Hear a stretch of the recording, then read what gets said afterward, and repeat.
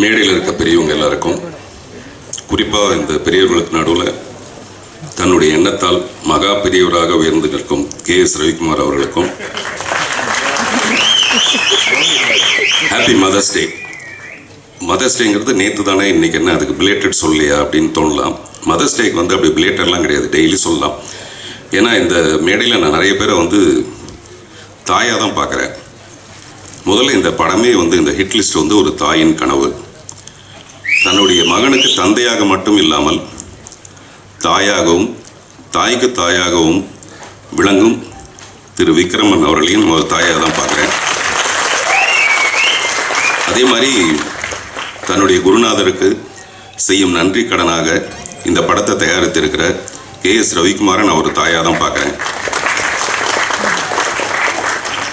தாய்ப்பாலுங்கிறது தாய் குழந்தை கொடுக்கறது மட்டும் இல்லை, அந்த குழந்தை வளர்ந்து ஒரு நல்ல ஸ்தானத்தை அடையும் போது அந்த தாய்க்கு கிடைக்கிற மகிழ்ச்சியும் ஒரு தாய்ப்பால் மாதிரி தான். அப்படி ஒரு மகிழ்ச்சியை கொடுக்க போகிற விஜய் கனிஷ்காவையும் நான் ஒரு தாய் மாதிரி தான் பார்க்குறேன். இந்த மேடையோட நாயகன் திரு சத்யா, அவரை வந்து நல்ல மியூசிக் டைரக்டர்ன்றது மீறி ஒரு நல்ல மனசுக்காரரை நான் அவரை பார்ப்பேன்.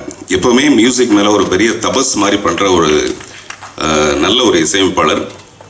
இந்த படம் வந்து நிறைய பணத்தோடு செய்கிறத விட நிறைய நல்ல மனசோடு செய்கிறதுனால சத்யாவோட இசை வந்து இதுக்கு ரொம்ப பெரிய பலமாக இருக்கும் நான் நம்புகிறேன். பாட்டை பார்க்கும்போது எனக்கு அப்படி தான் தோணுச்சு. ரொம்ப ட்ரெண்டியாக இருக்குது சார், என்னுடைய படம் மாதிரி இருக்குது.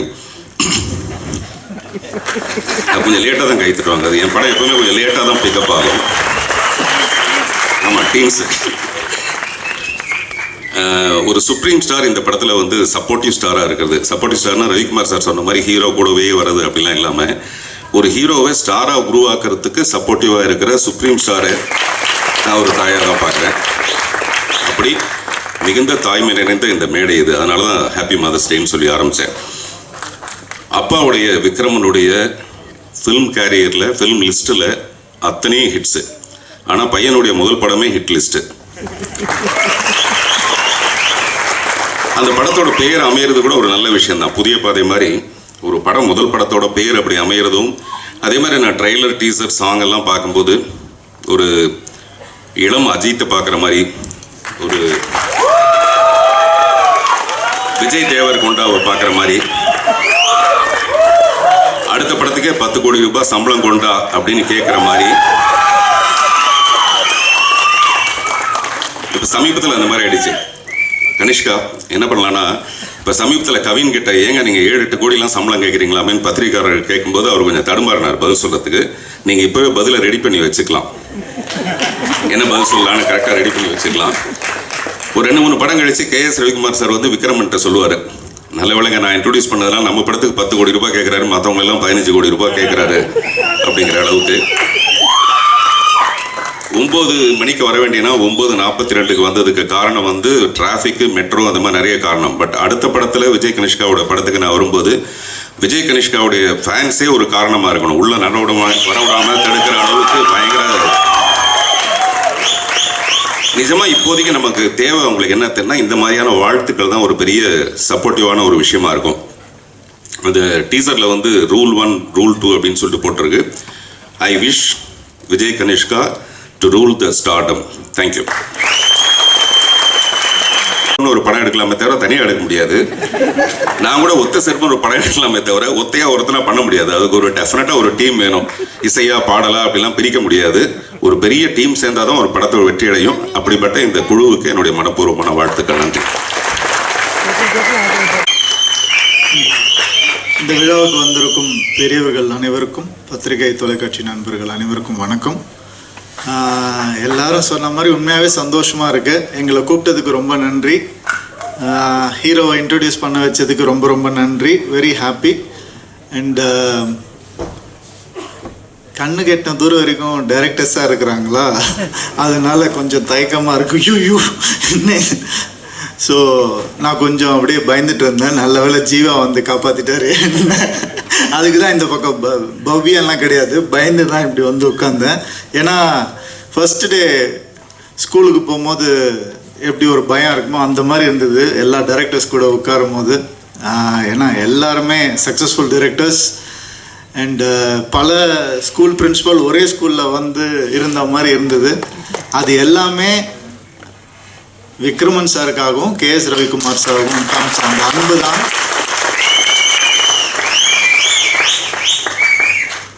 ரொம்ப ரொம்ப கஷ்டம், இந்த அன்பை சினிமாவில் சம்பாதிக்கிறது ரொம்ப கஷ்டம்.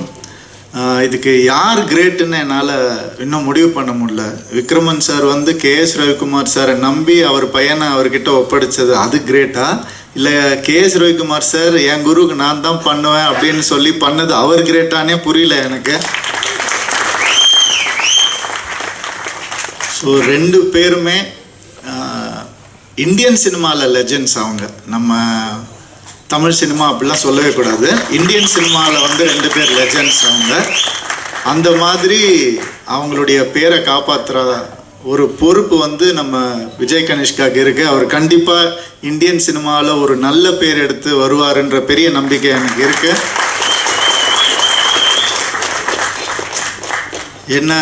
ஏன்னா வந்து ஒரு பயங்கரமான ஒரு ஹீரோ.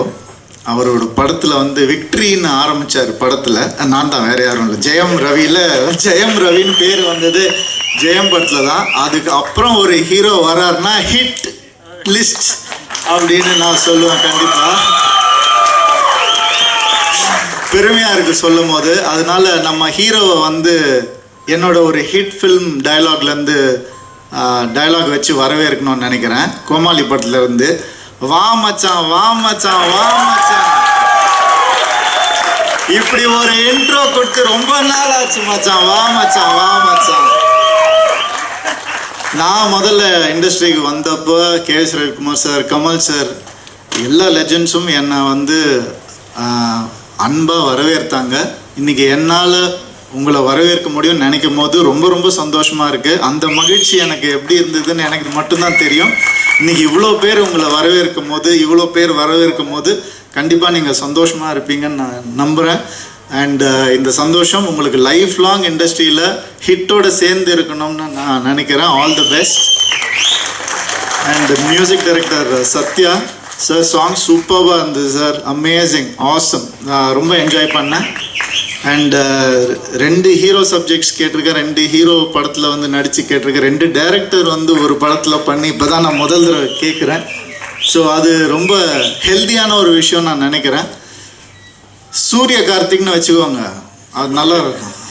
சூரிய கார்த்திக் அப்படி வச்சுக்கோங்க, அப்படி வச்சுக்கிட்டா ஒரு நல்லாயிருக்கும். சுபா மாதிரி அந்த மாதிரி நீங்கள் வச்சுக்கிட்டிங்கன்னா நல்லாயிருக்கும்.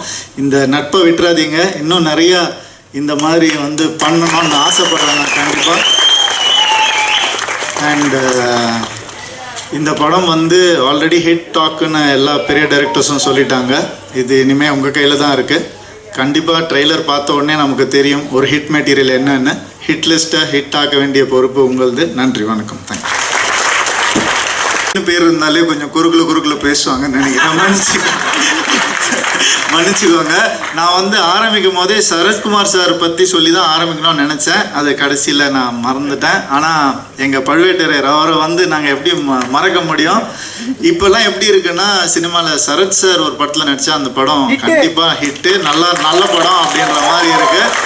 சார் உங்களுடைய சப்போர்ட் கிரேட் சார். நீங்கள் பல பேருக்கு அந்த மாதிரி பண்ணிட்டு இருக்கீங்க சார். உங்கள் நல்ல மனசுக்கும் உங்களுடைய திறமைக்கும் என்றைக்குமே நீங்கள் சுப்ரீம் ஸ்டாராகவே இருப்பீங்க சார். இந்த விழாக்கு வந்திருக்கும் அனைவருக்கும் என்னோட வணக்கத்தை தெரிவிச்சுக்கிறேன். இருக்கிற எல்லா கான்டென்ட் நீயே பேசி முடிச்சிட்டேன். எங்கேருந்து ஆரம்பிக்கிறதுன்னு தெரியல. ஸோ ஆக்சுவலி என்னை ஃபஸ்ட்டு டைரக்ட் பண்ணது விக்ரமன் சார் தான். பெரும்புலின்னு ஒரு படத்தில் நான் வந்து டெபியூ ஆகிருப்பேன். ஒரு சைல்டு ஆர்டிஸ்ட்டாக நான் வந்து பண்ணியிருப்பேன். அதுக்கப்புறம் ரவிக்குமார் சாரோட டைரெக்ஷனில் தான் இன்ட்ரடியூஸ் ஆனேன். அதில் சரத்குமார் சாரோட முதுகில் வந்து யானை ஓட்டுவேன் சார். ஸோ கிருஷ்ணர் வேஷத்தில் இருப்பேன். ஸோ அதில் நீங்கள் போய் அந்த படத்தில் பார்த்துக்கிட்டிங்கன்னா அது ஒரு சின்ன தங்கங்கிற அந்த ஆமாம் சார் ஃபுல் நாஸ்டாலஜி ஆகிட்டு இருக்கு. ஸோ இது வந்து ஒரு குடும்ப ஃபங்க்ஷன் இது. ஸோ ஃப்ரம் புது வசந்தம்லேருந்து இன்ன வரைக்கும் லைக் இதே மாதிரி விஜய் கனிஷ்கா இதே மாதிரி என்னோட ஃபர்ஸ்ட் இன்ட்ரொடக்ஷன் போது கூட இதே லைக் உள்ளங்கள் தான் வந்தாங்க டு என்னை வாழ்த்துறதுக்கு. ஸோ டுடே அவங்க வாழ்த்தி என்னால் ஓரளவுக்கு நல்ல படங்கள்லாம் பண்ண முடிஞ்சது. ஸோ ஐம் ஷுர் இந்த வாழ்த்து நிச்சயமாக அவங்களுக்கு வந்து ஒரு பெரிய ஒரு பிளெஸிங்காக இருக்கும். And wishing you all success. And அது மட்டும் இல்லாமல் சூப்பர் குட் பாணியிலே இன்னும் நிறைய புது டைரக்டருக்கு வாய்ப்பு கொடுங்க. அண்ட் அவங்க கூடயே ட்ராவல் பண்ணி இன்னும் லைக் நான் கிட்டத்தட்ட ஒரு 30-40 ஃபிலிம்ஸ் பண்ணியிருப்பேன். அதில் 70% நியூ டைரக்டர்ஸ் தான். ஸோ இந்த மாதிரி ஒரு நியூ டைரக்டர்ஸோடு பண்ணும்போது உங்களுக்கு ஒரு புது எக்ஸ்போஜர் வரும், ஒரு புது இது வரும். அதே மாதிரி இந்த மாதிரி டைரக்டர்ஸோடு பண்ணும்போது ஒரு பெரிய எக்ஸ்பீரியன்ஸ் உங்களுக்கு வரும். ஸோ சொல்லவே வேணாம், you have a beautiful team and the title looks amazing.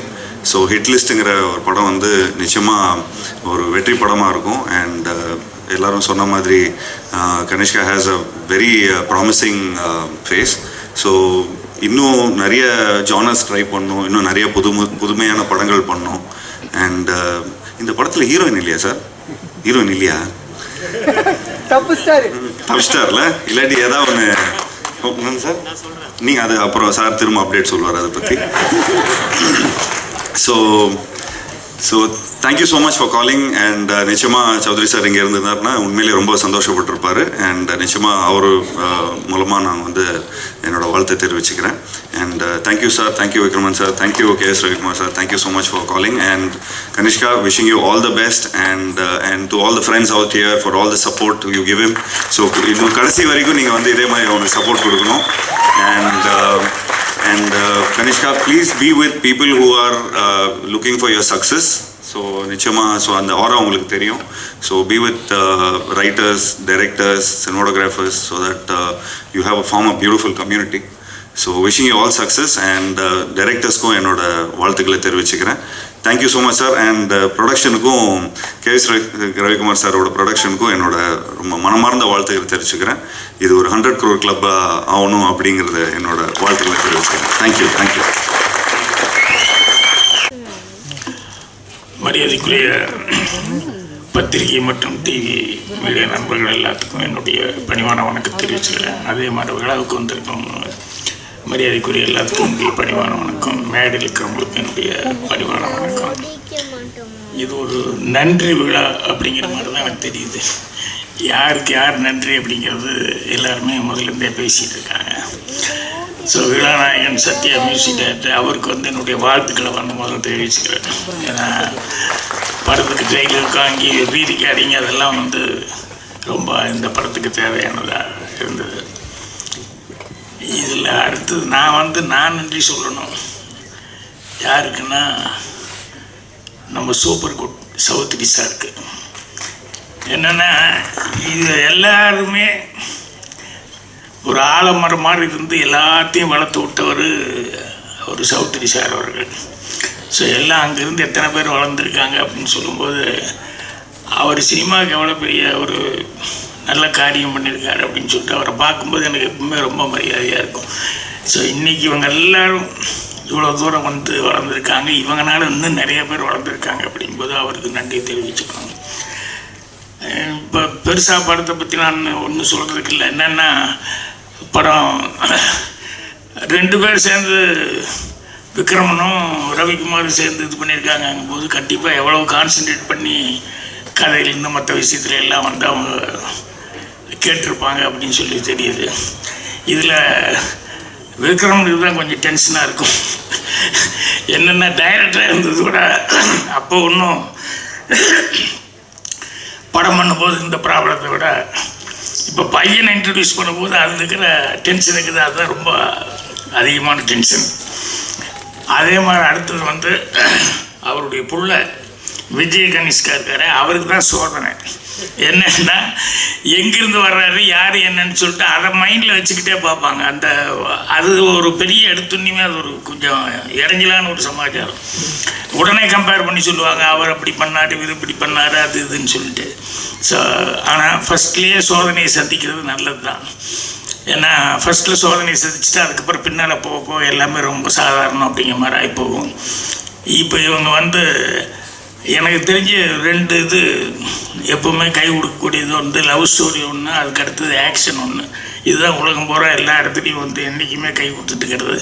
So இப்போ ஆக்ஷன்னு சொல்லி இந்த படம் வந்து அந்த ஹிட் லிஸ்ட் அப்படிங்கிறதையே அதை ஆக்ஷன் படமாக வந்து எடுத்திருக்காங்க. அதனால் கனிஷ்கா கொஞ்சம் சேஃபாக தான் இருப்பார், அதில் ஒன்றும் சந்தேகமாக இருக்காது. ஸோ விக்ரம்கிட்டையும் ஏகப்பட்ட ஹிட் லிஸ்ட் இருக்குது. அதே மாதிரி ரவிக்குமார் அவர்கிட்டையும் ஏகப்பட்ட லிஸ்ட் இருக்குது. ரவிக்குமார் எனக்கு ரொம்ப பிடிக்கும். என்ன காரணம் அப்படின்னா, எந்த டைரக்டருக்குமே அவர் வந்து எப்போ டைரக்டருடைய, அதாவது எந்த ப்ரொடியூசருடைய டைரக்டர் அப்படின்னு சொல்லி பேர் எடுத்தவர். அதே மாதிரி அவர் கூட நான் ஒரு படம் தான், அந்த என்ன படம் சுயமரமா, அது அவர் டைரக்ட் பண்ணார். நான் என் சிசி எல்லாருமே நடித்தோம். என்னென்னா இப்போ அவரை பற்றி மற்றவங்க சொல்லுவாங்க, என்னன்னா அவர் அந்த ப்ரொடியூசருக்கு எவ்வளோ சேஃபாக இருக்கணும் அப்படிங்கிறதுல எவ்வளோ கான்சன்ட்ரேஷனாக இருப்பார் அப்படின்னு சொல்லிட்டு. அதே மாதிரி ஒரு நாளில் வந்து இந்த சீன் இவ்வளோ சீன்னா அந்த சீன் எடுத்தே ஆகணும் அப்படிங்கிறதுல வந்து எவ்வளோ கான்சன்ட்ரேஷனாக இருப்பார் அப்படின்னு சொல்லிட்டு. இதெல்லாம் எனக்கு கஷ்டம். ஏன்னா எனக்கு தெரிஞ்சு நான் சீன் எடுக்கிறதுன்னா, அந்த முந்தான முடிச்சில் அந்த முருங்கைக்காய் சீன் இருக்க, அந்த சீனுக்கு வந்து டெய்லி முருங்கைக்காய் கீரை எல்லாம் செஞ்சு கொண்டு வருவாங்க.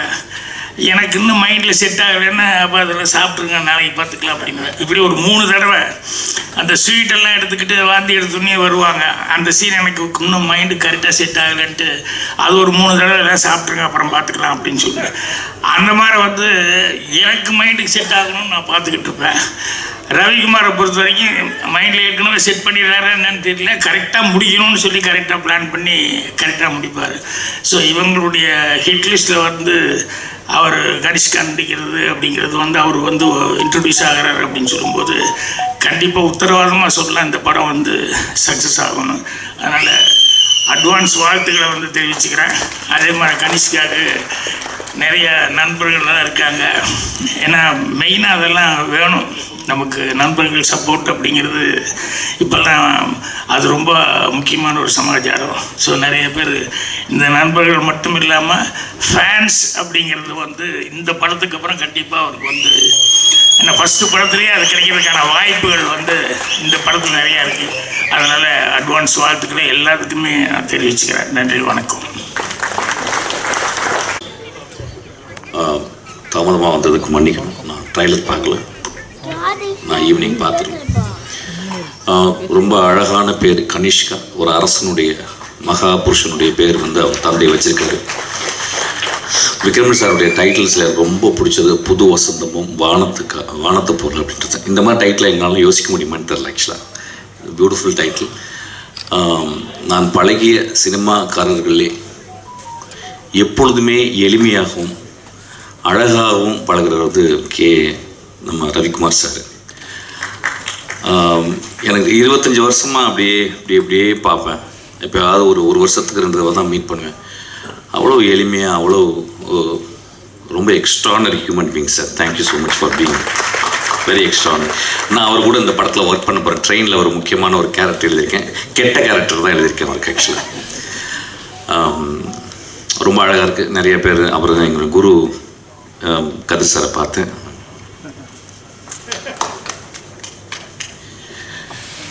இங்கே பார்த்தீங்கன்னா நிறைய குருக்கள் இருக்காங்க.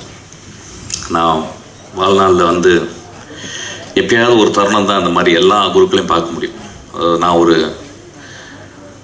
புத்தக கடையில் ஒர்க் பண்ணும்போது என் குரு என்னை அடையாளப்படுத்தி என்னை கண்டுபிடிச்சி கூப்பிட்டு பண்ணார். அவருக்கு அவர் கிளாப் அடிங்க கதிர் சார்.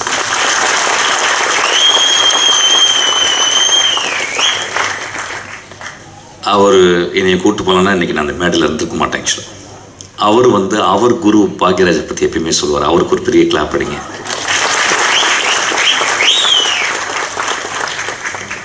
ஒரு குரு இன்னொரு குருவை உருவாக்கி கொண்டே இருக்கிறது. இந்த ஒரு தொடர்ச்சி வந்து ரொம்ப அழகானது. அப்படி தான் கனிஷ்கா நீயும் வரணும்னு நினைக்கிறேன். ஆக்சுவலாக நான் வந்து ஒரு படம் ஒர்க் பண்ணும்போது அதில் வந்து சரத்குமார் சார் இருந்தார். ஆக்சுவலாக டக்குன்னு என்னை கண்டுபிடிச்சார். ஏதோ துருத்துருன்னு இருப்பேன், ஓடிக்கிட்டே இருப்பேன். ஆக்சுவலி இங்கே வான்னு கூப்பிட்டு அவருடைய அப்போ ஒரு பெரிய செல் வச்சுருப்பார். ஆக்சுவலி அந்த செல்லை கலையில் கொடுத்து பத்திரமா வச்சுக்க அப்படிம்பார். ஒரு வேளை என்னை மட்டும் தான் நம்பியிருக்கான்னு நினைக்கிறேன். அந்த டைமில் அந்த செல் பெரிய செல்லாக இருக்கும். ஆக்சுவலாக அப்புறம் கூடவே இருப்பேன். ஆக்சுவலாக கூடவே இருந்து அதுக்கப்புறம் அந்த படத்தில் ஒரு 13 சீன் எழுதுறதுக்கு எனக்கு வந்து வின்சென்ட் செல்வா என்னுடைய குரு எனக்கு வாய்ப்பு கொடுத்தாரு. அப்போ வந்து நான் சரத்குமார் சார் ரொம்ப அவ்வளோ அன்போடு பழகுவார். அவருக்காக எழுதுனது தான் நான் ஒரு கதை தான் துப்பறிவாளன் நான் மாறிச்சு. அவருக்கு நான் வந்து சங்கர்லால் துப்பறிகிறார்னு ஒரு கதை எழுதினேன். அது ஏதோ ஒரு வகையில் அந்த கதையை வந்து என்னால் பண்ண முடியல. அதுக்கப்புறம் தான் அது விஷாலுக்கு போயிட்டு துப்பறிவாளன் நான் மாறிச்சு. Thank you so much sir. உங்களை பார்த்தது ரொம்ப சந்தோஷம். நிறைய பேர் இங்கே நான் பார்த்தது ரொம்ப சந்தோஷம். போன மேடையில் வந்து நான் வந்து சினிமாவுக்கு போங்க, கோயிலுக்கு போகாதீங்க அப்படின்னு சொன்னதை வந்து ஒரு பெரிய கான்ட்ரவர்ஷியலாக எடுத்துக்கிட்டாங்க. ஐயா, கோவில்ன்றது நான் சர்ச்சும் மசூதியும் சேர்த்து தான் சொன்னேன். நான் நான் பிறந்த குடும்பம் ஒரு இந்து குடும்பம், நான் வளர்ந்த குடும்பம் ஒரு முஸ்லீம் குடும்பம், நான் கல்யாணம் செய்த மனைவி ஒரு கிறிஸ்டியன். நான் ஏன் கோவிலுக்கு போவாதீங்க அப்படின்னு சொல்லிட்டு, கோவிலுக்கு காலையிலே போயிடுறீங்க. காலைல எந்திரிச்ச உடனே அம்மாவை பார்க்குறோம், காலைல எந்திரிச்ச உடனே அப்பாவை பார்க்குறோம், காலைல எந்திரிச்ச உடனே நம்மளுடைய உறவுகளை பார்க்குறோம். கோவில் தான் அது. ஆக்சுவலாக நான் ஏன் தியேட்டருக்கு போகணும்னு சொன்னீங்கன்னா, இன்னைக்கு தியேட்டர் வெறிச்சோடி கிடக்கு. இது வந்து நிஜம், இது நிஜம்.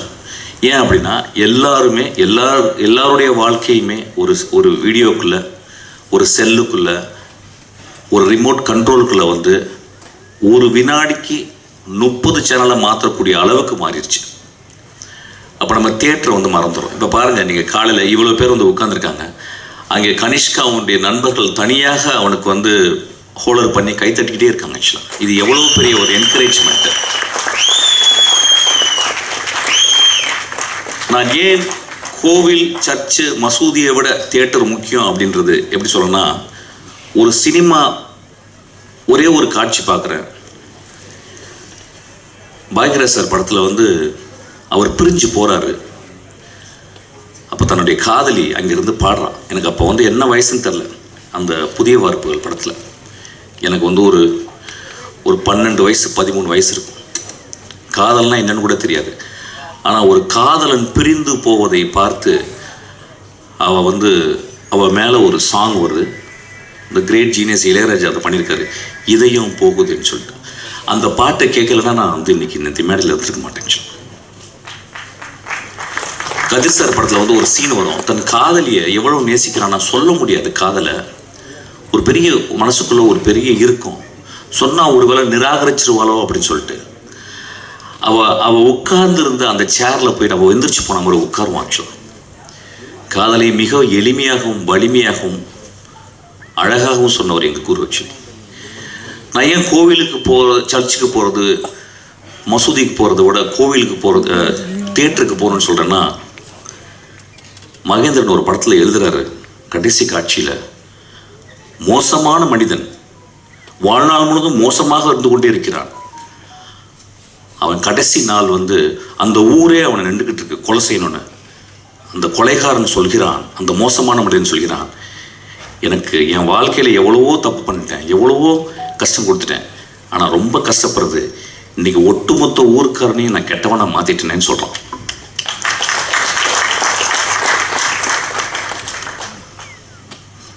கொலை செய்து விட்டு, தன் காதலனுக்காக கொலை செய்து விட்டு பல வருடங்கள் ஜெயிலில் இருந்து அவள் ஒரு படகுல வந்து இறங்குறான். அவள் அந்த படகுலேருந்து இறங்கி, அந்த ஓடத்துலேருந்து இறங்கி அந்த கரையில் கால் வைக்கும்போது அவளுக்காக 20 வருஷம் காத்திருந்த, நோய்வாய்ப்பட்டு படுக்கையோடு இருந்த அந்த மனிதனுக்கு நெஞ்சு துடிக்குது. ஐயா, பாரதராஜா எழுதினார் பார்த்தீங்க, அதுதான் என் கோவில்னு சொல்கிறேன், அதுதான் சர்ச்சுன்றேன், அதுதான் மசூதின்றேன். இறைவனை மறுக்க முடியாது. நான் மிகச்சிறந்த இறைவனை மறுப்பாளர்களை நான் வாழ்நாளில் பார்த்திருக்கிறேன். எஸ்விஆர் போன்ற அவர்களை நான் கும்பிட்டு கொண்டிருக்கிறேன். நான் சொன்னது, ஒரு 2 பேரா உட்காந்து ஒரு வீட்டில் டிவி பார்க்கலாம், ஆனால் ஒரு பெரிய ஸ்பெக்டக்கல், ஒரு தோனி ஆடுறதை வந்து கிட்டத்தட்ட லட்சக்கணக்கான போய் நேராக பார்த்தா தான் அது ஒரு பெரிய செலிப்ரேஷன். அது மாதிரி முதல் செலிப்ரேஷன் வந்து தியேட்டர். ஒரு 5000 வருஷத்துக்கு முந்தி கிரீக் தியேட்டரில் இது வரைக்கும் 9,000 நாடகங்கள் எழுதப்பட்டிருக்கிறான். மொத்தம் 33 தியேட்டர் பிளே தான் இப்போ அவைலபிள் இருக்குது எக்ஸ்டெண்டாக. அப்போ எத்தனை பேர் வந்து பார்ப்பாங்களாம்? 16,000 பேர் வந்து தியேட்டரை பார்ப்பாங்களாம். ஏன் தியேட்டர் போகணும் அப்படின்றது வந்து எப்படின்னா, இந்த காலகட்டத்தில் நம்ம எவ்வளவு உறவுகளை தெரிஞ்சிருக்கோம். இன்னைக்கு என்ன ரொம்ப அழகானதுன்னா, இந்த விக்ரமன் சாரும் இன்னைக்கு வந்து கே எஸ் ரவிக்குமார் சார் வந்தோடனே இந்த ஒட்டுமொத்த தமிழ் சினிமாவும் இங்கே வந்து உட்கார்ந்துருக்கிறது காரணம் என்னன்னு கேட்டிங்கன்னா, இந்த 2 தெய்வங்களுக்காக தான். ஆக்சுவலாக கோவிலில் மட்டும், மசூதியில் மட்டும், சர்ச்சில் மட்டும் தெய்வங்கள் இல்லையா, மிகப்பெரிய எழுத்தாளர், மிகச்சிறந்த எழுத்தாளர். வானத்தை போல அப்படின்ற ஒரு டைட்டிலை ஒரு கலைஞன் மட்டும்தாங்க எழுத முடியும். ஒரு பொயட்ரிங்க அது. வானத்தை போல வாழுங்கடான்னு சொல்றோம். வாழ்க்கையில் எப்பொழுதும் சோகங்கள் இருக்கும், புது வசந்தம் வீசும் ஐயா அப்படின்னு சொல்றான். ஒரு எழுத்தாளனும் ஒரு திரைப்பட சிற்பியும் மட்டும்தான் அதை சொல்ல முடியும். கோவிலும் சர்ச்சும் மசூதியும் ஸ்பிரிச்சுவல் என்கொயரி பண்றது, சினிமா தியேட்டர்கள் மாரல் என்கொயரி பண்றது. இன்னைக்கு ஸ்பிரிச்சுவல் என்கொயரியோட மாரல் என்கொயரி தேவைன்னு கேட்கு. அதுக்காக தான் நான் லாஸ்ட் டைம் அப்படி சொன்னேன். அதாவது ஒட்டுமொத்தமாக ஒரு மேடையில் பேசும்போது 10 நிமிஷத்தில் ரொம்ப பேச முடியாது, விலாவரியாக பேச முடியாது. அதை தட்டையாக எடுத்துக்கொண்டு, ஒத்தை கருத்தாக எடுத்துக்கொண்டு அதை அப்படி சாடாதீங்கய்யா. என்னுடைய படங்கள் தேவதைகளையும் மகா மனிதர்களையும் மட்டுமே சொல்லிக் கொண்டிருக்கின்றன. இங்க இருக்க எல்லாருமே அப்படித்தான். இன்னைக்கு நான் வந்தது 3 தடவை எனக்கு விக்ரமன் சார் எவ்வளோ பெரிய டேரக்டர், எனக்கு 3 தடவை அவர் வந்து எனக்கு மெசேஜ் பண்ணுறாரு, கால் பண்ணுறாரு. அப்புறம் கே எஸ் ரவிக்குமார் சார், இது மிக அழகான ஒரு மேடை. பார்த்திபன் சார் வந்து கேட்டார், என்ன பேச போகிறீங்கன்னு நான் யோசிக்கிறேன்னு கேட்டார். நான் பார்த்திபன் சாரை பற்றி என்னுடைய லாஸ்ட் பர்த்டேக்கு கூப்பிட்டேன். பார்த்திபன் சார் வந்து ஒரு சின்ன கிஃப்ட் கொடுத்துட்டு போயிட்டார். அதுக்கப்புறம் ஒரு சின்ன பதிவு போட்டிருந்தார். அந்த பதிவில் நான் என்னமோ அவரை தவறாக பேசியதாகவும், அது என் கூட இருந்த ஒரு மனிதர் அவர்கிட்ட போய் சொல்லி உங்களை பற்றி தவறாக பேசிட்டாரு அப்படின்னால ரொம்ப வருத்தம் அடைந்தாலும் சொல்லியிருந்தார். அவர் இருக்கும்போது பேசணும்னு நினச்சேன். ஒருவேளை நான் அப்படி பேசியிருக்கலாம் ஐயா. நான் தனி அலையில் இருக்கும் பொழுது நான் இளையராஜாவையும் மணிரத்னத்தையும் விமர்சிக்கிறதுக்கு தகுதி எனக்கு இருக்கு, உரிமை இருக்கு. நம்ம வீட்டில் எல்லாரும் பண்ணுறது தான். நான் என்ன பேசுறேன்னு தெரியல, ஆனால் உங்களுக்கு புதிய பாதையை நான் எப்பொழுதுமே நான் கோவிலாக கும்பிட்டு கொண்டே இருப்பேன் ஐயா. நீங்கள் ஒரு மகா சிருஷ்டிகர்த்தா. ஒவ்வொரு படத்தையும் நீங்கள் ஏதாவது ஒன்று ஆடியன்ஸ் கொடுக்கணும்னு யோசிச்சுக்கிட்டே இருக்கீங்க. நீங்களும் ஒரு கடவுள் தான். ஒருவேளை நான் தெரியாமல் ஏதாவது பேசியிருந்தால் நான் மன்னிப்பு கோருகிறேன். அப்படி பேசியிருக்க மாட்டேன். ஒரு மனிதனை பற்றி இன்னொரு மனிதனிடம் போயிட்டு அவன் இப்படி பேசினான் அப்படி பேசினான்னு தயவுசெய்து நம்பாதீங்க. அவன் கடுமையான கோழை. அவன் என்னிடம் எந்திரித்து நான் தப்பாக பேசும்போது நீ தப்பாக பேசிட்ட அப்படின்னு சொல்லியிருந்தா அவன் நல்லவன். ஸோ கோழைகளின் வார்த்தைகளை நம்பாதீர்கள். நான் சொன்னனா என்னன்னு தெரியல, பட் இருந்தாலும் நான் மன்னிப்பு கேட்டுக்கிறேன். உங்களை நான் வந்து உங்கள் படங்களை விமர்சிக்கிறதுக்கு என் தனி அறையில் எனக்கு உரிமை இருக்குது. கே எஸ் ரவிக்குமார் சார் வந்து ஜாலியாக எடுப்பார் அப்படின்றது எனக்கு உரிமை இருக்குது. மிஷ்கின் வந்து பிளாக்காகவே எடுப்பான் அப்படின்னு சொல்கிறதுக்கு உரிமை இருக்குது. பெரிய மயிர் மாதிரி பேசுகிறான் அப்படின்னு சொல்கிறதுக்கு உரிமை இருக்குது. நேரில் பேசும்போது நம்மலாம் ரொம்ப சொந்தக்காரங்க, நம்மலாம் வந்து குடும்பத்தம் தான். ஸோ அதனால் இதை நான் பதிவு பண்ணிக்கிறேன். ரொம்ப அழகான ஒரு மாலை இது, காலை. கனிஷ்கா, உனக்கு பெரிய ரெஸ்பான்சிபிலிட்டி இருக்குது. பெரிய பெரிய ஆளுங்களாம் உன்னை வாழ்த்திருக்காங்க. நான் ட்ரைலர் பார்க்கல, நிச்சயம் இந்த படம் நல்லா வரும். ஏன்னா இந்த 2 கிரேட் சோல்ஸு உன் பின்னாடி இருக்கிறாங்க. ஆக்சுவலாக இயக்குநர்களுக்கு வாழ்த்துக்கள், சத்யாவுக்கு வாழ்த்துக்கள். Thank you so much. இந்த படம் பெரிய வெற்றி அடையணும்.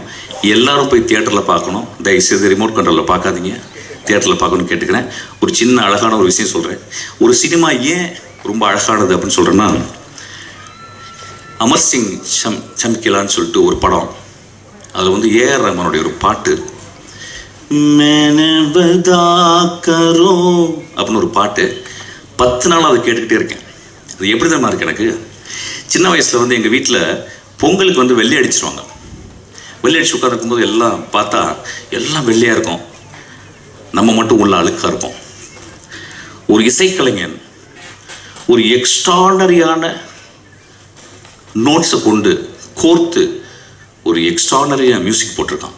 இந்த டிக்கேடின் மிகச்சிறந்த பாடல் நான் சொல்லுவேன். அந்த பாட்டை கேளுங்கன்னு கேட்பேன். இதுதான் சொல்கிறேன், கோவிலுக்கும் சர்ச்சுக்கும் மசூதிக்கு மட்டும் போகணுன்னு போங்க, தியேட்டருக்கு அடிக்கடி போங்க. Thank you so much. மிக்க மிக்க நன்றி சார். அனைவருக்கும் வணக்கம். பத்திரிகை சகோதரர்களும் ஊடக நண்பர்களுக்கும் இந்த மேடையில் அமர்ந்திருக்கும் இளைஞர்களுக்கும், நான் எல்லாரும் பெரியவங்கன்னு சொல்கிறாங்க, எல்லாமே இளைஞர்கள் தான். மனதால் இளைஞராக இருந்து கொண்டு கலைக்குலத்தை காப்பாற்றி கொண்டிருக்க ஜாம்பவங்களுக்கும் புகைப்பட நிபுணர்களுக்கும் என் அருமை பத்திரிகை சகோதரர்கள் முன்னணியில் இருக்கின்ற பத்திரிகை சகோதரர்களுக்கும், பிரகாஷ் பேசும்போது இங்கே பார்க்கணும், செல்போன் பிரியர்களுக்கும், விஜய் கணேஷ்காவின் ரசிக பெருமக்களுக்கும் நன்றி கலந்த காலை வணக்கத்தை தெரிவித்துக் கொள்கின்றேன். இது ஒரு நாஸ்டாலஜிக் மூமெண்ட் சொல்லணும். இந்த இடத்துல வந்து நின்னாலே 175வது நாள் விழா கமலா தியேட்டரில் மறைந்த கலைஞர் அவர்கள் இந்த விழாவிற்கு வந்து வருகை தந்திருந்தார்கள். 175th டே நாங்கள் இங்கே செலிப்ரேட் பண்ணோம். ஸோ அதுதான் ஞாபகம். கமலா தியேட்டருக்கு வந்தாலே ஒரு சென்டிமெண்டலி குட் பிளேஸ்ன்னு நான் சொல்லுவேன். அதனால் கணேஷ்கா, you come to right place and definitely உங்களுக்கு ஆல் தி பெஸ்ட். இதில் நான் சொல்லணும்னு அதிக நேரம் எடுத்துக்கணும்னு விரும்பல, 2 மணி நேரம் தான் எடுத்துக்குவேன்.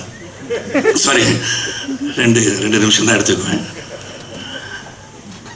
எனக்கு வந்து இங்கே வந்தாலே நான் இமோஷனல் ஆகிடுவேன். அதனால தான் என்னை கூப்பிடாமல் இருக்கிறதே நல்லது. Because I got my love and affection to both Vikraman and Ravikumar. Ravikumar வந்து என் வாழ்க்கையின் ஒரு தருணத்தில் என்னை வந்து அதாவது அவர் முதல் படம் 1990ஆம் ஆண்டு புரியாத புதில் வந்து அவர் இயக்குறார். அதான் ரவிக்குமாரோட முதல் படம். அந்த படத்தில் வந்து என்னை வந்து புக் பண்ணிட்டார். நான் வில்லனாக இருந்தேன். என்னை வந்து ஒரு பாசிட்டிவ் கேரக்டர் பண்ணுறீங்க ஷரத் அப்படின்னு சொல்லி இன்ட்ரடியூஸ் பண்ணி நீங்கள் வரணும் அப்படின்னு சொன்னார். சரின்னு சொல்லிட்டேன். ஆனால் அன்ஃபார்ச்சுனேட்லி நான் வந்து ஒரு 60 அடியிலேருந்து கீழே விழுந்து ஹைதராபாத்தில் அடிபட்டு 6 months I was in bed. கழுத்தை வெட்டியில் யாரும் சர்ச்சர் வந்து கழுத்தை ஓப்பன் பண்ணி C4 C5 டாக்டர்ஸ் இருந்தால் தெரியும். C4 C5 வந்து ஸ்பைனல் கார்டு இன்ஜுரி. அந்த இடுப்புலேருந்து ஒரு எலும்பு எடுத்து அங்கே வச்சு 2 ராடை வச்சு 4 ஸ்க்ரூ வச்சு டைட் பண்ணி என் கழுத்தை நிற்க வச்சாங்க. அப்படி பார்த்தா நான் தான் அயன்மேன். அது பிறகு 6 மாதம் வந்து இருந்த பெட்டில் தான் இருந்தேன். அதுக்கப்புறம் வந்தேன். வீட்டுக்கு வந்தவுடனே அது வந்து சொல்ல வேண்டியது ஒன்று. ஏன்னா எதுவுமே நிலையானது அல்ல என்பதை புரிந்து கொள்வதற்காக இந்த கலைக்குழு மட்டுமல்ல, வாழ்க்கையை அப்படித்தான். ஆனால் we have to accept the challenges and go forward ன்னு சொல்லுவோம். என்னால் பேச முடியாது. அப்போ I lost my voice. My right vocal cord was paralyzed after the surgery. அப்போ எல்லாருமே வந்து கிட்டத்தட்ட 11 படம் ஒரு பிஸியான ஒரு வில்லன். இங்கே வந்து காலையில் ஒர்க் பண்ணோம், ஈவினிங் போயிட்டு ஹைதராபாத்தில் இருப்பேன், திரும்பி காலையில் இங்கே வருவேன், தொடர்ந்து வேலை செஞ்சுட்டு இருந்தேன். அப்போ கிட்டத்தட்ட ஒரு 11 பேருடைய அட்வான்ஸ் முன்பணம் என்னிடம் இருந்தது. அதில் ரவிக்குமார் வந்து வந்தார் என்னை பார்க்க. அப்போ வந்து பேச முடியாதனால எழுதி தங்களுடைய முன்பணத்தை திரும்ப பெற வந்திருக்கிறீங்களான்னு கேட்குறேன். இல்லை, நீங்கள் நடிக்கிறீங்கன்னார். நான் இப்போ வந்து ரொம்ப வெயிட்லாம் ரொம்ப 20 கிலோ குறைஞ்சி அவர் எதிர்பார்த்த சரத்குமார் அந்த படத்துக்கு கிடைக்க மாட்டான்றது அவருக்கு தெரியும். சௌத்ரி சாரே சொல்லியிருப்பார், ஏன் புது படம் எடுக்கிற அவர் வச்சு எடுக்கிறேன்னு சொல்லியிருப்பார். அதனால் என் குருநாதர் தான் வரும். ஆனால் அவர் சொல்லியிருப்பார், ஏன்னா வெயிட் பண்ண வேண்டாமல் ஒரு நடிகனுக்காக எதுக்காக காத்துட்ருக்கீங்க, அது ஒரு பாசிட்டிவ் கேரக்டர், ஒரு இன்ஸ்பெக்டர் கேரக்டர் தானே அப்படின்னு சொல்லியிருக்கலாம். ஆனால் அன்று அந்த ரவிக்குமார் அவர்கள், இன்னும் சொல்கிறேன், it's very nostalgic emotional to me, நீங்கள் தான் நடிக்கிறீங்கன்னார். அது 6 மாதமாகட்டும், 1 வருடமாகட்டும், என்னுடைய முதல் படத்தில் உங்களை புக் பண்ணிட்டேன், நீங்கள் தான் நடிக்கிறீங்கன்னு சொன்னதுக்கு என்னுடைய அந்த படத்தில் நடிக்கும் போது 2 பேருக்கும் பெரிய தகராறு. அந்த மாதிரி தகராறுலாம் கலை உலகம் பார்த்துக்க முடியாது. அதான் சண்டை போட்டோம், இருக்கும், வரும், வராதுன்றது தான். நான் வந்து இதை சொல்லணும். ஏன்னா இதெல்லாம் சில விஷயங்கள் வந்து எப்படி வந்து இருவர்கள் உறவோடு இன்றும் பயணித்துக் கொண்டிருக்கிறோம்னு சொன்னால், இந்த கொடுக்கல் வாங்கல், compromising with each other, give and take policies. ஏன்னா 1000 பிரச்சனைகள் வரும். பிரச்சனை வராமல் இருக்க முடியாது. சில கணவன் மணி பார்த்தீங்கன்னா, நாங்கள் 50 வருஷமாக எந்த ஒரு பிரச்சனை நிம்மதியாக வாழ்ந்துட்டு இருக்கோம்னு சொல்லுவாங்க. அதில் யாரோ ஒருத்தர் போய் சொல்கிறாங்க அர்த்தம். சண்டையே போட்டதில்லைன்னு சொல்லுவாங்க. எப்படி சண்டை போட முடியும்? சண்டை போட்டுட்டு தான் வர முடியும். நான் 11 மணிக்கு வீட்டுக்கு வரேன்னு சொல்லிட்டு வந்தால் நீங்கள் போக முடியாது. அது ஒரு பிரச்சனை நடக்கும், பஞ்சாயத்து நடக்கும், முக்கியமாக ஒருத்தர் வரான்னு சொன்னீங்க, வரமாட்டீங்களா நீங்கன்னு கேட்பாங்க. அதுக்கு எனக்கு பஞ்சாயத்து பண்ணுறதுக்கு ஒருத்தர் இருக்கா நாட்டாமல் என்னுடைய ரவிக்குமார் தான். ஸோ எனக்கு வந்து இப்படியே வந்து அந்த நான் புரியோதயப்பதற்கு வந்து வந்தேன். 6 மணிக்கு கால் ஷீட் போட்டிருந்தார். 6 to 2 நைட்டில் நான் வரும்போது இன்னும் காலதாமதமாக வரல. காலையில் 1 மணிக்கு வந்தேன். போக சொல்லியா அப்படின்ட்டார். அது நான் அவரை போக சொல்லியா அப்படின்னு நான் சொல்லிட்டேன். 2 பேருக்கும் பெரிய மோதல். அப்போ தான் பார்த்தா கனல் நடுவில் இருந்து சார் படத்தை முடிச்சிடலாம் சார், நீங்கள் இப்படி போங்க, நீங்கள் அப்படி போங்க முடிச்சுட்டு முடிஞ்ச பிறகு நடந்தது தான் சுவாரஸ்யம். அதுதான் அன்பு பாசம். வாங்க யாரும் வண்டியில் இருங்க பேசிட்டு போகலான்ட்டார். That is Ravikumar, man with golden heart அப்படின்னு சொன்னால். இந்த கலை உலகத்தில் நான் சந்தித்த பல மனிதர்களில் உண்மையான தங்கமான ஒரு மனது என்று சொன்னார் ரவிக்குமார் தான். அதே மாதிரி விக்ரமன் சார், சூரியவம்சம் கூட மிகப்பெரிய ஒரு அளவிற்கு என்ன உயர்த்தியவர் தான். அது விக்ரமன் சாரும் ரவிக்குமார் வந்து நீங்கள் இந்த படத்தை நடிக்கிறீங்கன்னா எனக்கு கதையை பற்றி எனக்கு கவலையே கிடையாது. ஸோ என்னை பற்றி நீங்கள் நடிக்கிறீங்க அண்ட் விஜய் கணேஷ்கா has to be introduce in this film அப்படின்னு சொன்னோன்னே ரொம்ப சந்தோஷப்பட்டேன். அதில் எந்த ஒரு மாற்று கருத்தும் கிடையாது. அந்த படம் நல்லா வரும்ன்றதுக்காக நடிக்கிறது மட்டும் இல்லை, இவர்கள் சிறந்த மனிதர்கள், இவங்கள் எண்ணங்கள் சிறக்க வேண்டும், இவர்களுடன் இணைந்து என்றுமே வாழ்நாளில் இருந்து கொண்டு இருக்க வேண்டும் நினைப்பவன் நான். அதனால் அந்த படத்தை உடனே ஒத்துக்கிட்டேன். ஆனால் இங்கே ஒத்துக்கிட்ட பிறகு இந்த சூரிய கதிராக இருக்கணும் சரி, அவர் கூட கார்த்திகா இருக்கணும் சரி, அவங்க சாதாரண மனுஷன் கிடையாது 2 பேரும். டாஸ்க் மாஸ்டர் சொன்னார் ரவிக்குமார் சார், கரெக்டாக தான் சொன்னாங்க.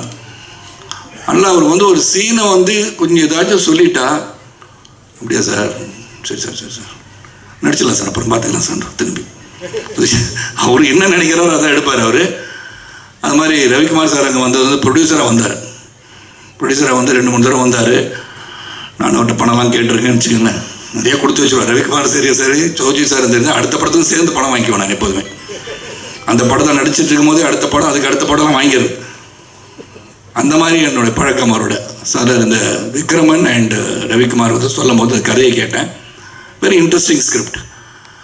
அதில் வந்து கௌதம் வந்து ஒரு 20 கொலை, சாரி சொல்லக்கூடாதுல்ல கதையை, அவர் 20 கொலை 21 கொலை பண்ணுறாரு. ஆக்சுவலாக நம்ம சொல்லிடக்கூடாது, இருந்தாலும் சொல்லிட்டேன். சூர்யா தப்பாக நினச்சிக்க.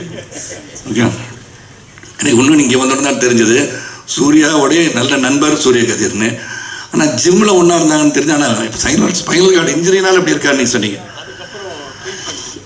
ட்ரீட்மெண்ட் பண்ணலாம் அப்படி இருக்காரு. இருந்தாலும் நான் அவரை டாஸ்க் மாஸ்டர் பண்ணி அவரை வந்து நல்லா பாடியாக கொண்டு வந்துடுறேன் 6 மாதத்தில். அது சொல்லியிருக்கேன் சூர்யாட்ட.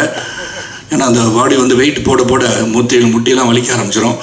அதில் தங்கமான மனது உள்ளவர்கள் வெயிட் போட்டனால தங்கமான மனதர்கள்கிட்ட ஹெல்த் நல்லா வச்சுக்கணும். அது மட்டும் தான் நான் சொல்லுவேன். நான் இப்போயும் இந்த 25 வயசில் நான் திடமாக இருக்கேன்னா அது காரணம் வந்து ஒழுங்காக உடற்பயிற்சி செய்து உடலை ஆரோக்கியமாக வைத்திருப்பதால் தான். ஏன்னா இங்கே வந்து மிஷ்கின் பேசும்போது ரொம்ப இறுக்கமாக எல்லாம் இருந்த மாதிரி இருந்தீங்க. ஆனால் இது சந்தோஷமான ஒரு நிகழ்வு, சந்தோஷமான ஒரு விழா, குடும்ப விழானா இதுதான் குடும்ப விழா. ஏன்னா கனிஷ்கா வந்து ஒவ்வொருத்தரையும் அவர் வந்து பேரை சொல்லும் போது இங்கே கைத்தட்டல் வருது இல்லையா, அது இங்கே மட்டும் அந்த 20 பேர் வந்து கைத்தட்டிடாதீங்க. திரையரங்குக்கு போங்க, take your friends along with you. Movie should be seen இந்த தியேட்டர் உறுதிப்படுத்துவதற்கு உங்களால் தான் முடியும், ரசிகர்கள் தான் முடியும். That is more important. அதான் சிவா சார் பேசும்போது அதான் சொல்கிறாங்க, தியேட்டருக்கு போகணும். ஏன்னா அந்த உழைப்புன்றது மிக மிக பெருசு. ஏன்னா இங்கே வந்து கலைஞர்கள் வந்து நடிகர்கள் வந்து சொன்ன படத்தை பணத்தை வாங்கிட்டு போயிடலாம். ஆனால் whether the profit is being made by the producer is very very important. Distributors பணம் பண்ணுறாங்களா, தயாரிப்பாளர் பணம் பண்ணுறாங்களா இதெல்லாம் பார்க்கணும். That is also your responsibility. அந்த ரெஸ்பான்சிபிலிட்டி நிச்சயமாக இந்த குடும்பத்தில் வந்தவருக்கு நிச்சயமாக இருக்கும். அண்ட் 2வது என்னோட சௌத்ரி சார் அவர்கள் இங்கே வரலன்னு நான் கேட்டேன், ஜீவா வந்துட்டாங்க. சௌத்ரி சார் வந்து ஒரு பெரிய ஒரு பொக்கிஷம், கலை உலகத்துக்கு மிகப்பெரிய பொக்கிஷம். நல்லா அவர் கூட வந்து 13 படம் பண்ணியிருக்கேன். 100 படத்தில் 13 படம் பண்ணியிருக்கேன்னா almost 13% of film have done with. ஆனால் 100வது படம் என்ன வச்சு பண்ணலான்னு சொல்லியிருக்காருன்னு நினைக்கிறேன். சரி, ரெஜிஸ்டர் பண்ணி இது பெட்டர். அது சூரியவம்சம் 2 பண்ணலான்னு பேசிகிட்டு இருந்தோம். இன்னும் அது சரியாக வந்து அமையலை. அது சூரியவம்சம் 2ஆக இருக்கட்டும், 3ஆக இருக்கட்டும், 4ஆக இருக்கட்டும். எனக்கு 150 வயசு ஆன பிறகு கூட நடிப்பேன். ஏன்னா பத்திரிகையாளர் ரெடியாக ஆகிட்டோம். சரத்குமார் மென்டல் ஆகிட்டே 150 வயசு வரைக்கும் வாழ்வான்னு போடுவாங்க. நாளைக்கு சந்தோஷம் எனக்கு. ஏன்னா ஒருத்தர் 150 வயசு வாழ்வேன்னு சொன்னால் சந்தோஷப்படுறத விட்டு வாழ்வாரம் அப்படின்னு கிண்டல் பண்ணுறது அதிகமாக இருக்காங்க இப்போ. So that becomes news. எது நியூஸில் கொடுக்கணும் அது முதல்ல கொடுத்துடணும். அவங்க சந்தோஷப்படுவாங்க. ஒரு நீதி நாளைக்கு 150 வயசு வாழ்வேன் சரத்குமார் சொன்னார், எப்படி முடியும் அப்படின்னு சொல்கிறாங்க. ரஜினி சார் வந்து பார்க்குற பாபாவே வந்து 4000 வருஷம் வாழ்ந்திருக்காரு. ஸோ அதனால் உள்ளத்தால் இன்று பார்த்தா இன்று புரட்சி தலைவர் இல்லை, மக்கள் தலைவர் இல்லைன்னா கூட இன்று வாழ்ந்து கொண்டு இருக்கிறார். அதுதான் வாழ்க்கை. நீ நடந்து சென்ற பாதையில் அடுத்தவர் வந்து பின்னாடி பயணிக்கிறாங்கன்னு பார்க்கணும். So I will live for எவர்ன்றதை உருவாக்க வேண்டியதுதான் நம் கடமை. அந்த கடமை இங்கே எல்லாரும் செஞ்சுட்டு இருக்காங்க. நீங்கள் தான் சொல்லிட்டேன், நான் வீட்டை சொன்னேன், உதயகுமார சொன்னேன், பெரியவர் எல்லாரையும் சொல்லிட்டு இருக்காங்களா, யாரும் சொல்கிறாங்கன்னு கேட்டேன் நான். அதனால் இளைஞர்களே அப்படின்னு சொன்னேன். இளமையாக இருப்பவர்கள், உள்ளத்தால் இளமையாக இருப்பவர் தான் வந்து இயக்குனராக இருக்க முடியும், மற்றவர்களை இயக்குபவராக இருக்க முடியும். ஆனால் என்னை பொறுத்த உடல் ஆரோக்கியத்தோடு இருப்போம். சுவர் இருந்தால் தான் சித்திரம். இன்றைக்கி வந்து ஆல்கஹால், ட்ரக்ஸ் இதெல்லாம் வந்து தேவையற்ற ஒன்று நினைப்பவன் நான். அதனால் எது அளவுக்கு மீறினால் அமிர்தம் விஷம் என்ற ஒரே ஒரு பழமொழி மட்டும்தான் என் தந்தையார் எனக்கு சொல்லிக் கொடுத்தது. ஒன்றே ஒன்று தான் பாக்யராஜ் சார் வந்து பல பேர் மனசை உடச்சிட்டார், அடிக்கி போயிட்டார், இருந்தால் சொல்லியிருப்பேன். அது மாதிரி சொன்னது வந்து எனக்கு என்னென்னா, 3 நாள் வந்து தொடர்ந்து முருங்கைக்காய் கொண்டாங்க, முருங்கைக்காய் இருக்கும், கீரை கொண்டாங்க, சாம்பார் வச்சு கொடுத்தாங்க. ஆனால் ஒன்றுமே செட் ஆகலைன்னாரு. அவர் என்ன சீன் செட் ஆகலைன்னு சொன்னான்னு நினைக்கிறேன், இல்லையா? முருங்கைக்காய்க்குள்ள வீரியம் இருக்கான்னு எனக்கு தெரியாது. பட் என்ன சொன்னான்னு எனக்கு புரியல. உதயகுமார் கேட்டால் நீங்கள் அவரே கேளுங்கன்னாரு. நான் எனக்கு இந்த மாதிரிலாம் சொன்ன வாசு சார் சொன்ன மாதிரி எதையும் நேரடியாக கேட்டுருவேன் நான். இப்போ அவர் பின்னாடி கேட்டேன்னு நினச்சி கூட நான் பாக்யராஜ் சார் ஃபோன் பண்ணி, என்ன சார் பிரச்சனை, இந்த முருங்கைக்காய் கீரை சாப்பிட்றாங்க, உங்களுக்கு என்ன பிரச்சனை வந்துச்சு, சீன் சரியாக வரலையா, என்ன செய்வா சார் கேட்கணும் இல்லையா?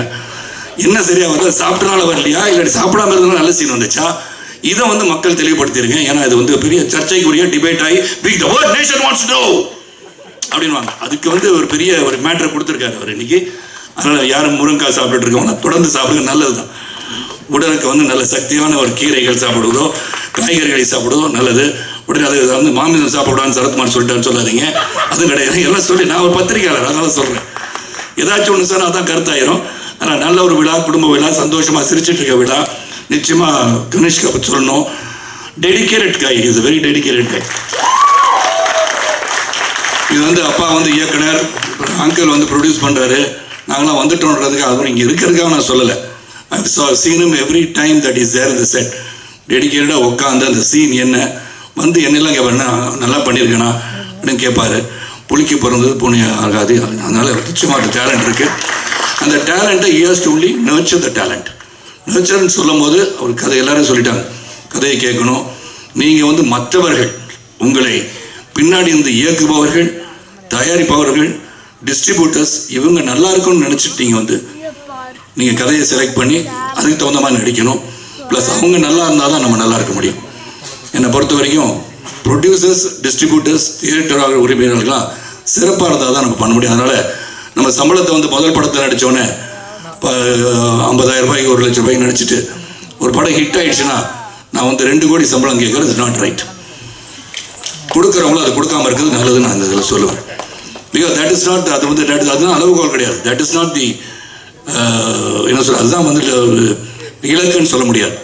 அந்த படம் எதுக்காக ஓடிச்சுன்னு பார்க்கணும். சரத்குமார் வந்து நாட்டாமை ஹிட் ஆயிடுச்சு, சமுதிரம் ஹிட் ஆச்சு, சூரியன் ஹிட் ஆச்சுன்னா சரத்குமாருக்காக மட்டுமே ஹிட் ஆச்சுனோ, இட் இஸ் பிஹைண்ட் இருக்கிற இயக்குனர், அவர் கதை, அப்புறம் அது வந்து the way it was narrated, cameraman, everybody's team work அது. அதனால் நம்ம வந்து பேலன்ஸ்டாக எல்லாரும் இந்த கலை உலகம் சிறப்பாக பயணிக்க வேண்டும் என்று சொன்னால் நாம் வந்து திங்கிங்கில் எதை எப்படி பண்ணணும் ஒரு குழு அமைச்சு எவ்ரிபடி ஷுட் மேக் மணி. அதுதான் பிரதானம். Economically growth.